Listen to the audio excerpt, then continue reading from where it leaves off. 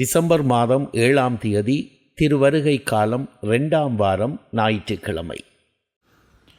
பிரியமானவர்களே, படைத்த பரமன் பாமர மனிதனாக உருவெடுப்பதை கண்டுகொள்வதற்கான தயாரிப்பின் காலமே திருவருகை காலம். கடந்த ஞாயிறு நாம் எவ்வாறு நம்மையே தனி மனித அளவில் தயாரித்துக் கொள்வது என்பது குறித்து சிந்தித்தோம். அதாவது விழிப்போடு வாழ்வதன் வழியாகவும் இருளின் தன்மைகளை களைந்து ஒளியின் படைக்கலன்களை நமதாக்கி தூய வாழ்வு வாழ்வதன் வழியாகவும் கடவுளை கண்டுகொள்ள முடியும் என்று நாம் சிந்தித்தோம். இந்த ஞாயிறு உறவு வாழ்வில் நம்மையே தகுந்த முறையில் தயாரிப்பதன் வழியாக இறைவனை சந்திக்க நம்மை தகுதி உள்ளவர்களாக்கிக் கொள்ள நாம் அழைக்கப்படுகின்றோம். உறவு வாழ்வில் நம்மையே எவ்வாறு தயாரிப்பது என்பது குறித்து வாசகங்களுக்கு பின்வரும் சிந்தனையில் நாம் சிந்திப்போம். முதல் வாசகம் இறைவாக்கினர் எசேயா நூலிலிருந்து வாசகம். அதிகாரம் 11, இறைவசனங்கள் 1 முதல் 10 முடிய. ஆண்டவருக்குரிய நாளில் ஈசா என்னும் அடிமரத்திலிருந்து தளிர் ஒன்று துளிர்விடும்.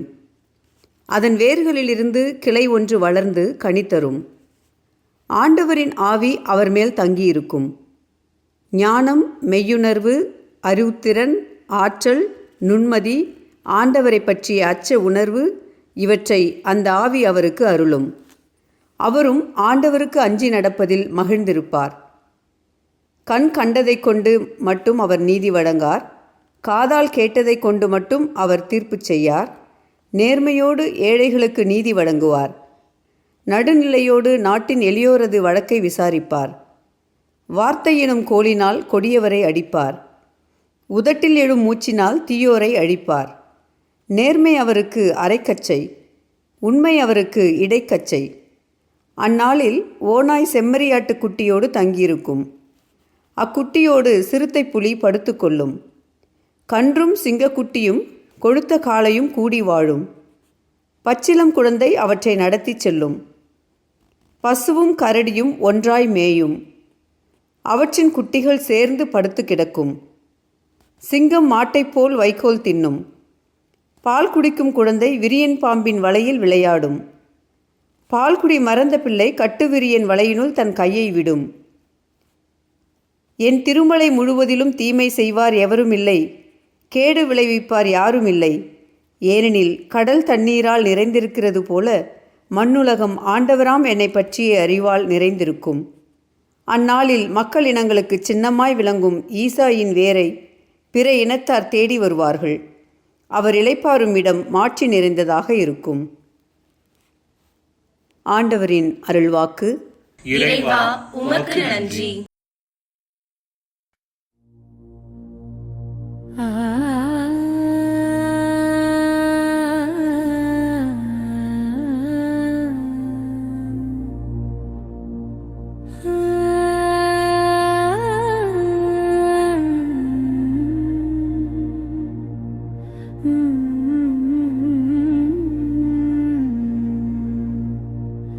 ஆண்டவருடைய காலத்தில் நீதி தழைத்தோங்கும்.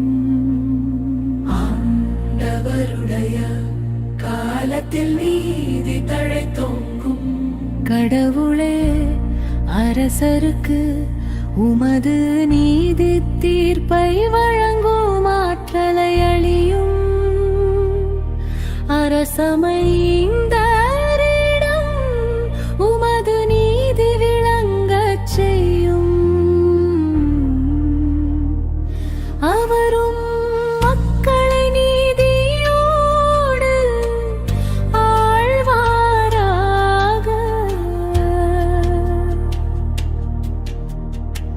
உம்முடையவரான எளியோர்க்கு நீதி தீர்ப்பு வழங்குவாராக.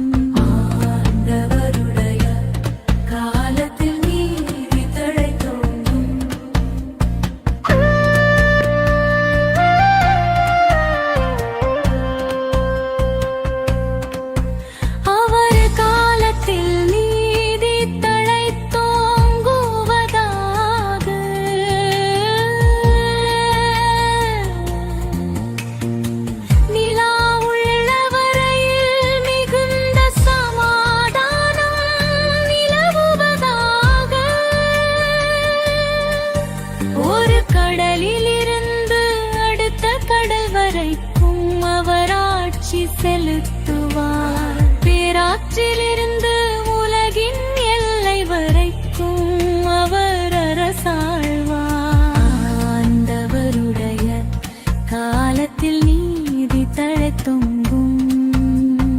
ஆண்டவருடைய காலத்தில் நீதி தழைத்தொங்கும்.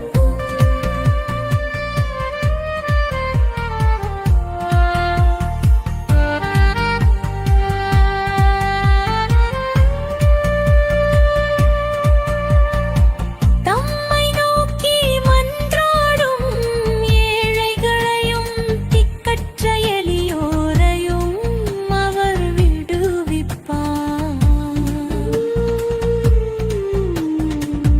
வறியோர்க்கும் ஏழைகட்கும் அவர் இரக்கம் காட்டுவார். ஏழைகளின் உயிரை காப்பாற்றுவார். ஆண்டவருடைய காலத்தில் நீதி தழைத்தோங்கும்.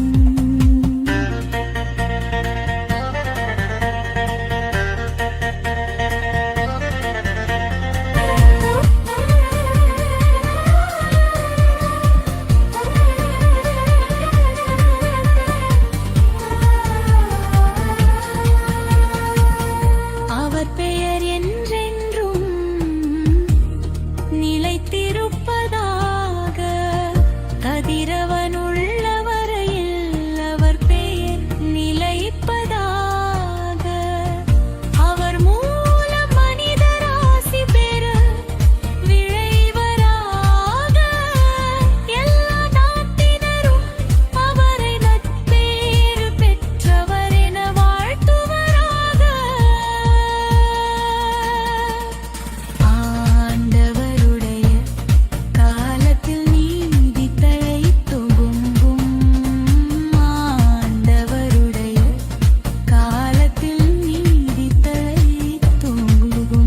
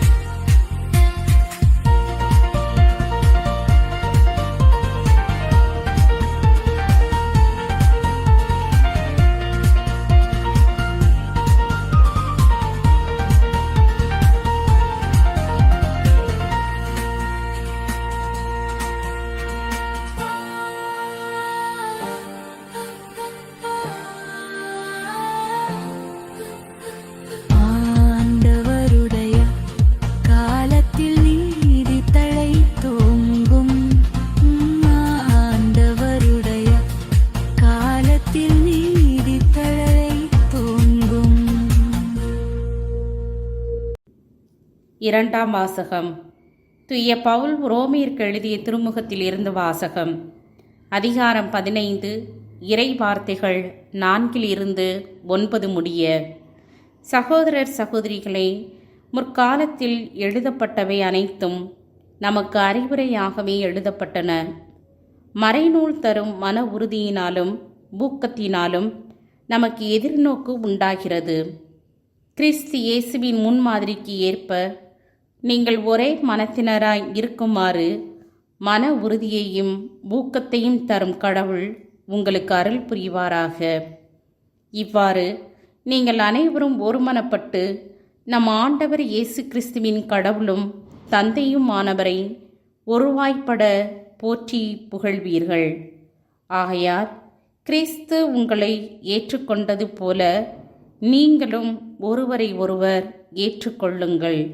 அப்போது கடவுளை பெருமைப்படுத்துவீர்கள். என் கருத்து இதுவே.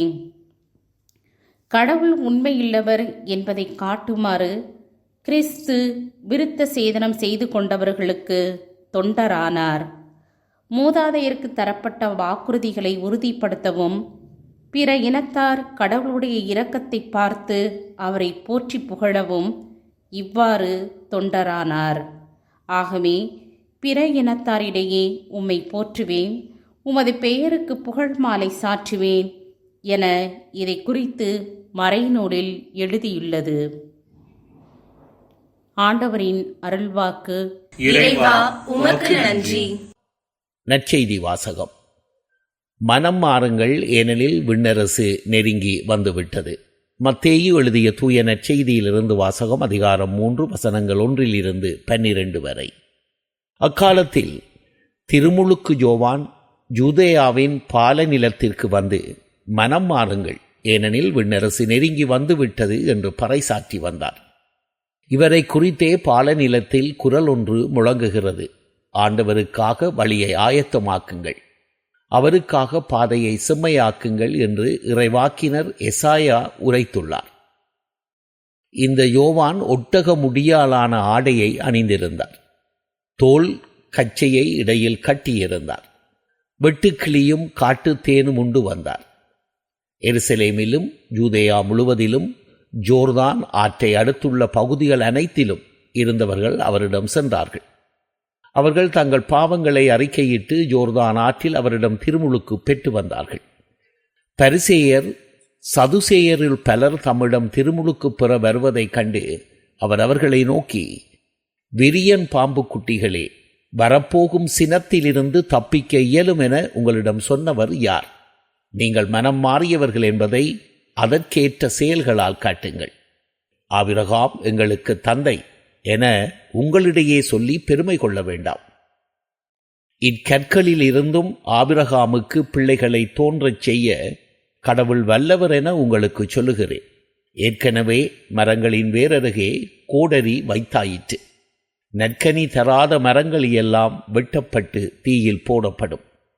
நீங்கள் மனம் மாறுவதற்காக நான் தண்ணீரால் திருமுழுக்கு கொடுக்கிறேன். எனக்கு பின் ஒருவர் வருகிறார், அவர் என்னை விட வலிமை மிக்கவர். அவருடைய மிதி அடிகளை தூக்கிச் செல்லக்கூட எனக்கு தகுதி இல்லை. அவர் தூய ஆவி என்னும் நெருப்பால் உங்களுக்கு திருமுழுக்கு கொடுப்பார். அவர் சுளகை தம் கையில் கொண்டு கோதுமையையும் பதரையும் பிரித்தெடுப்பார். தம் கோதுமையை களஞ்சியத்தில் சேர்ப்பார், ஆனால் பதரை அணையா நெருப்பிலிட்டு சுட்டெரிப்பார் என்றார். ஆண்டவரின் அருள்வாக்கு. கிறிஸ்துவே உமக்கு புகழ். அன்புக்குரியவர்களே, 2ஆம் வாசகத்தில் புனித பவுலடியார் கிறிஸ்து இயேசுவின் முன்மாதிரிக்கு ஏற்ப நாம் ஒரே மனத்தினராக வாழ வேண்டும் என்றும், கிறிஸ்து நம்மை ஏற்றுக்கொண்டது போல நாம் ஒருவர் மற்றவரை ஏற்றுக்கொள்ள வேண்டும் என்றும் கோருகின்றார். முதல் வாசகத்தில் வெவ்வேறு இயல்புள்ள மிருகங்களான ஓநாய், செம்மறியாடு, சிறுத்தை புலி, சிங்கக்குட்டி, கொழுத்த காளை, பசு, கரடி முதலியவை ஒருமித்து ஒன்றித்து வாழ்வது குறித்த காட்சியை தான் கண்டதாக எசாயா எழுதுகின்றார். இது வெவ்வேறு இயல்புள்ள மனிதர்கள் தங்களது தனித்தன்மைகளை மாற்றாமலேயே அதே வேளையில் பிறரை அழிக்கின்ற தீமைகளை விட்டுவிட்டு ஒருங்கிணைந்து ஒற்றுமையாக வாழ முடியும் என்கிற நம்பிக்கை செய்தியையும் அதற்கான அழைப்பையும் நமக்கு தருகின்றது. ஒற்றுமையின் மனிதர்களாகவும் உறவின் மனிதர்களாகவும் நம்மை ஆக்கிக் கொள்ளும் போது மட்டுமே இறைவனை கண்டுகொள்வதற்கு நாம் தகுதியுள்ளவர்களாக நம்மை ஆக்கிக் கொள்கிறோம் என்கிற செய்தியை இன்றைய வாசகங்கள் நமக்கு தருகின்றன. எனினும் இன்றைய மனிதர்களை ஆட்டிப்படைக்கும் நுகர்வு கலாச்சாரம் நம்மை பொருளையும் வசதியையும் மையப்படுத்திய மனிதர்களாகத்தான் ஆக்கிக் கொண்டிருக்கிறதை ஒழிய உறவை மையப்படுத்திய மனிதர்களாக மாற்றுவதில்லை. வசதியும் பொருளும் நம் வாழ்வின் நிறைவை உயர்த்தப் போவதில்லை என்கிற தெளிவை நாம் பெற்றுக்கொள்ளாத வரை உறவு வாழ்வில் நாம் உயரப்போவதில்லை. முந்தைய தலைமுறைகளை விட தற்போதைய தலைமுறை அளவுக்கு அதிகமான இன்பத்தையும் நவீன விஞ்ஞானம் வழங்குகின்ற வசதிகளையும் நுகர்கின்றது. எனினும் இந்த தலைமுறையின் நிறைவு மகிழ்ச்சியும் கூடியிருக்கிறதா என்கிற கேள்வியை எழுப்பினோம் என்றால் பதில் என்னவோ எதிர்மறையாகத்தான் இருக்கின்றது. உறவு வாழ்வு வாழ்வதற்கான அழைப்பை கொடுப்பதோடு உறவு வாழ்வில் செழிப்பதற்கான 2 வழிகளையும் இன்றைய வாசகங்கள் நமக்கு முன்பாக வைக்கின்றன. முதல் வழி குழந்தைகளாக மாறுவது, 2வது வழி ஆவியால் ஆட்கொள்ளப்படுவது. ஒவ்வொன்றாக சிந்திக்கலாம். முதலாவதாக குழந்தைகளாக மாறுவது. முதல் வாசகத்தில் எசாயா கண்ட காட்சியில் குழந்தைகளுக்கு அழுத்தம் கொடுக்கப்படுகின்றது. பச்சிளம் குழந்தை மிருகங்களை நடத்தி செல்லும், பால் குடிக்கும் குழந்தை விரியன் பாம்பில் வலையில் விளையாடும், பால்குடி மறந்த பிள்ளை கட்டுவிரியன் வலையினுள் தன் கையை விடும் என்றெல்லாம் எசாயா குறிப்பிடுகின்றார். உறவு வாழ்விற்கான ஒரு சிறந்த மனநிலையை நாம் குழந்தைகளிடமிருந்து கற்றுக்கொள்ளலாம். குழந்தைகள் நேற்றைய நிகழ்வுகளை இன்றைய தினத்தில் தூக்கிச் சுமப்பதில்லை. இதன் காரணமாக வாழ்வின் மட்டிலும் சக மனிதர்கள் மட்டிலும் திறந்த மனம் உள்ளவர்களாகவும் பரந்த மனப்பான்மை கொண்டவர்களாகவும் இருக்கின்றனர். உறவு வாழ்வில் சிக்கல்கள் வருவது இயல்பானது. அதன் காரணமாக நாம் காயப்படுவதும் காயப்படுத்துவதும் தவிர்க்க இயலாத ஒன்றுதான். எனினும் நம்மில் பலர் காயங்களை பல நாட்களாக, ஏன் பல ஆண்டுகளாக தூக்கி அலைகின்றோம். உடலில் ஏற்படும் காயங்களிலிருந்து வெளிவர உடனடி முயற்சிகளை மேற்கொள்ளக்கூடிய நாம் மனதில் ஏற்படக்கூடிய காயங்களிலிருந்து வெளிவர எந்த முயற்சியும் மேற்கொள்வதில்லை. எந்த ஒரு மனிதர் தன் கடந்த கால கசப்புக்களை தன்னில் அதிகம் தூக்கி சுமப்பவராக இருக்கின்றாரோ அவர் வாழ்வின் மட்டிலும் சக மனிதர்கள் மட்டிலும் மூடிய மனம் உள்ளவராகவும் குறுகிய மனப்பான்மை கொண்டவராகவும் மாறிவிடுகிறார். அவரால் வாழ்வோடு உறவாட முடிவதில்லை, சக மனிதர்களோடும் சகஜமாக இருக்க முடிவதில்லை, கடவுளையும் கண்டுகொள்ள முடிவதில்லை. கடந்த கால கசப்புக்களை மனதில் ஏற்றுக்கொள்ளாத குழந்தைகளைப் போல மன்னிப்பின் மூலம் நம் காயங்களிலிருந்து வெளியேறி நம் மனதை தூய்மையாக வைத்துக் கொண்டோம் என்றால் நாம் குழந்தைகளைப் போல மாறிவிடுகிறோம் என்று அர்த்தம். 2வதாக ஆவியால் ஆட்கொள்ளப்படுவது. மனித மனம் அனைத்தையும் பிளவுபடுத்துகிறது. ஆவி அனைத்தையும் ஒருங்கிணைக்கின்றது. மனம் நீ நான் என்ற பேதத்திற்கு காரணமாக இருக்கிறது. ஆவியார் நாம் என்று நம்மை கூட்டிச் சேர்க்கின்றார். திருமுழுக்கு யோவான் தனக்கு பின்வருகிற இயேசு தூய ஆவி என்னும் நெருப்பால் திருமுழுக்கு கொடுக்க இருப்பது பற்றி பேசுவதை இன்றைய நற்செய்தியில் நாம் பார்க்கின்றோம். தூய ஆவி என்னும் நெருப்பால் திருமுழுக்கு பெறும்போது அங்கு என்ன நடைபெறும் என்பதை திருத்தூதர் பணி பிரிவு 2 இறைவசனங்கள் 1 முதல் 12 நாம் வாசிக்கின்றோம். வெவ்வேறு மொழிகள் பேசிய மக்கள் திருத்தூதர்களின் ஒரே போதனையால் இணைக்கப்பட்டனர். அதாவது ஆவியார் வெவ்வேறு வகையான மனிதர்களை ஒருங்கிணைக்கக்கூடியவராக இருப்பதை நாம் அங்கு வாசிக்கிறோம். இதையே சாலமோனின் ஞான நூலாசிரியர் அனைத்தையும் ஒருங்கிணைக்கும் ஆவி என்று சொல்லுகின்றார். சாலமோனின் ஞானம் பிரிவு 1 இறைவசனம் 7. முதல் வாசகத்தின் முதல் பகுதி தூய ஆவியார் பற்றியும் அவர் வழங்கக்கூடிய வரங்கள் பற்றியும் பேசுகிறது. 2வது பகுதி தூய ஆவியாரால் ஆட்கொள்ளப்பட்ட நிலையில் எத்தகைய வாழ்வு முறை தழைத்தோங்கும் என்பது குறித்து பேசுகிறது. அதாவது வெவ்வேறு இயல்புகள் பிரச்சனைக்கு காரணமாக இராமல் ஒற்றுமைக்கு காரணமாக இருக்கும். அன்புக்குரியவர்களே, தூய ஆவியாரால் ஆட்கொள்ளப்படாத நிலையில்தான் நம் தனித்தன்மைகளும் தனித்திறமைகளும் பிளவுக்கும் பிரிவினைக்குமான காரணங்களாக மாறிவிடுகின்றன. ஆவியாரால் ஆட்கொள்ளப்பட்ட நிலையிலோ அவை ஒற்றுமைக்கான ஓங்கிய வளர்ச்சிக்கான காரணங்களாக மாறிவிடுகின்றன. மன்றாடுவோமாக. இறைவா, குழந்தை மனம் கொண்டவர்களாகவும் தூய ஆவியாரால் ஆட்கொள்ளப்பட்டவர்களாகவும் எங்களது வாழ்வை அமைத்துக் கொள்வதன் வழியாக உறவின் மனிதர்களாக வாழ்ந்து உம்மை கண்டுகொள்ள வரம்தாரும். ஆமென்.